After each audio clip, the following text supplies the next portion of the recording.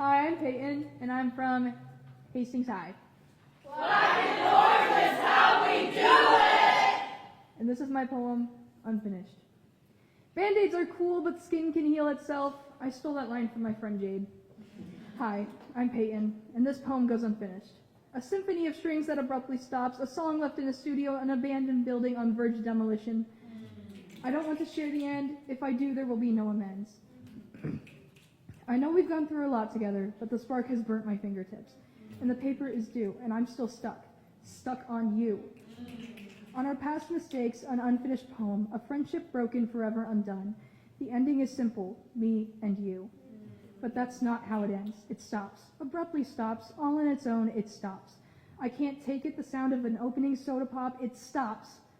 I can't take the words you said, the cruel, cruel words, they play through my head on repeat. The things we did, what we went through, it all ends, me and you.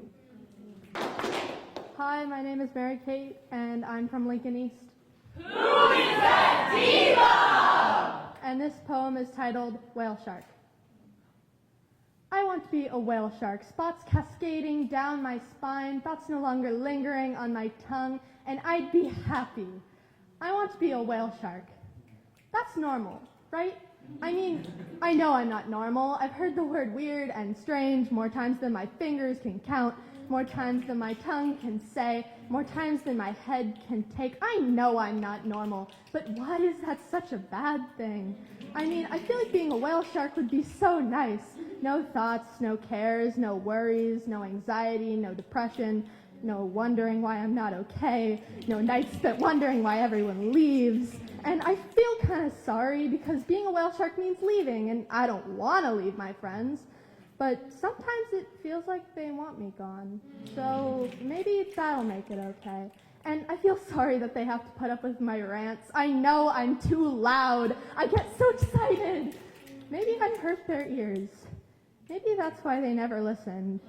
Maybe that's why she left. And I'm sorry if sometimes I'm too tired to push back the walls, but life's grubby hands keep trying to suffocate my heart, and it's not okay anymore. So I'm sorry if I want to swim. I'm sorry if I want to live. I'm sorry if I want to look like a creature whose face is an emoji. I'm sorry if I'm too much. I'm sorry if I'm not enough. I'm sorry if I'm not watered down enough for you. I'm sorry if I want a life different than the one laid out for me, but those blueprints aren't mine. So I'd rather take the open ocean than the bustling city because no one there will call me strange. No one there makes me feel worthless. So let the spots cascade down my spine, let thoughts no longer linger on my tongue, and let me be happy. I just want to be happy. Is that really too much to ask?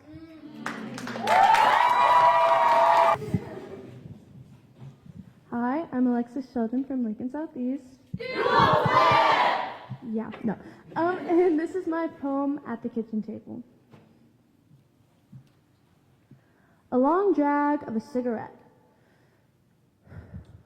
At a kitchen table next to your own mother, babbling about people she no longer knows from your own childhood, concrete in the fact that she loves you most out of her 3 children. Deafening yells from your father across the smoke-filled house, every time your mother gets up and sees what he needs, finding herself almost a maid to the man she married. Giving indifference, you keep smoking Marlboros at the kitchen table, hacking coughs from your lungs, your daughter's lungs, your mother's lungs. Impatient wavers from your daughter sitting across from you at the table, jumpy, as if every yell was for her personally. You stare, she stares back, knowing that she thinks that she is your favorite out of your 3 children. Lacing smiles in the silence, a seamstress, like the time you taught her how to sew. Mother walks in looking bone-weary, a skeleton with skin, as you would say. Nodding, she sits back in the chair and you resume your conversation, only stopping and thinking when your daughter tries to cut in. Pearl skin hazy from the smoke, skin you once had before the tanning beds and cigarettes. Quiet permeates the room as you stare. She stares back. Your mother gets up, reaching the refrigerator to make her husband dinner and her daughter a meal. She watches the kitchen table from where she stands behind a stove, tearing up for she only sees 2 kids sitting across from each other at the kitchen table. An age to the point of teenage years when you had your first child, your son, vaguely a mother to 3 children you didn't want, wading into the worry that you have wasted your life, you take another drag of cigarette. Anthrax-hued wallpaper peels as you smoke, as your daughter coughs, your mother cooks, you smoke. Staring and your daughter messes with an hourglass, you smoke. Zealot of a long-forgotten childhood that she mocks with her youth, you put out your cigarette.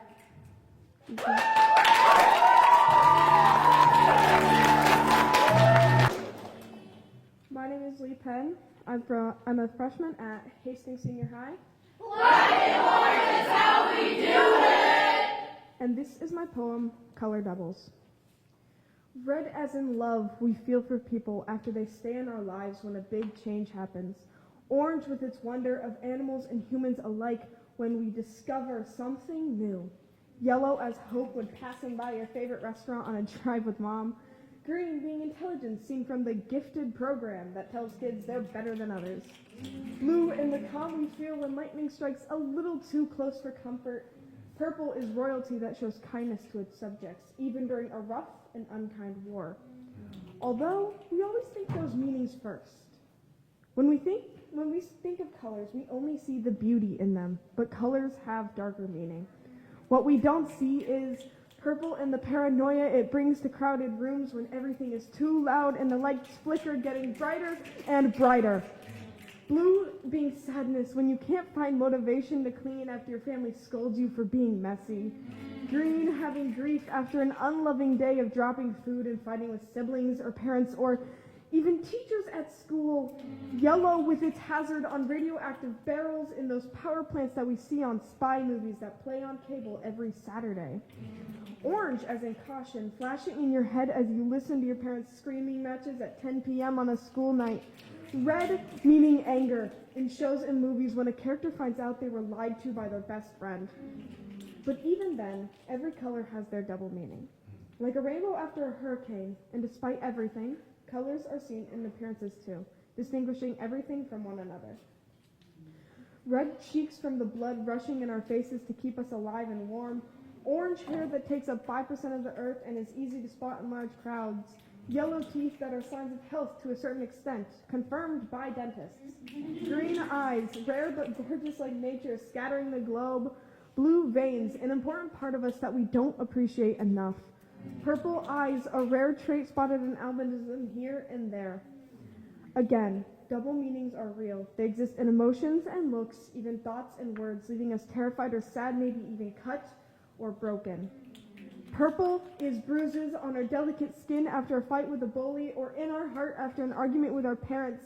Blue is tears in our eyes when something expected to be perfect and amazing goes horrifying and awful.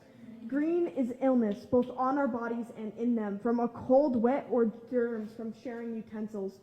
Yellow is skin when our liver fails us, causing a hospital visit where tens of doctors visit your room, not a care for your privacy. Orange is scars left behind from others and or ourselves after we reach our breaking points. Red is blood that seeps through our wounds painfully, a bitter taste on our tongue as we try to stop the bleed. We are the rainbows of the earth. Using every color to our advantage, we are our own destinies, praying that one day every color is loved and appreciated.